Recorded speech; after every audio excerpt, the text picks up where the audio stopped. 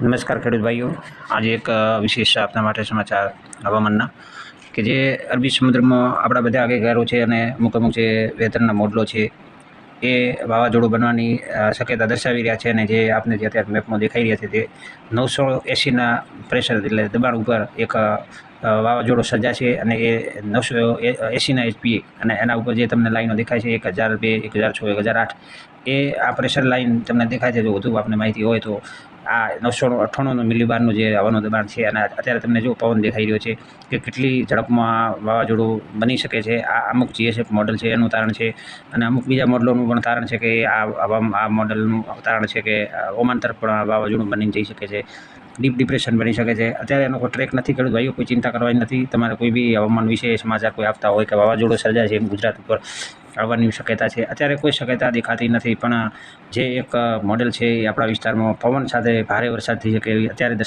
શક્યતા દર્શાવે છે અને એ 15 તારીખથી લગભગ આની જો આ ગુજરાત પાસે આવશે તો એની અસર આપણા વિસ્તારમાં પૂરેપૂરી થશે એવી શક્યતા દેખાઈ છે. 50થી 60 કિલોમીટર પ્રતિ કલાક ઝડપથી પવન ફૂંકાઈ શકે છે, ભારે વરસાદ થવાની શક્યતા દેખાઈ રહી છે.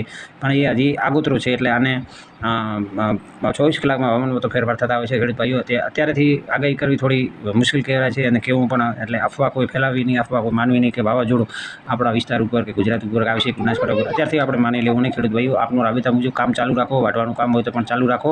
એટલે અત્યારે વાવાઝોડા વિશે કોઈ સમાચાર આપતા તો ચિંતા કરવાની જરૂર નથી ખેડૂત ભાઈઓ, અને આરામથી આપનું ખેતીનું કામકાજ કરી શકો છો. બસ એ જય જવાન, જય હિન્દ, જય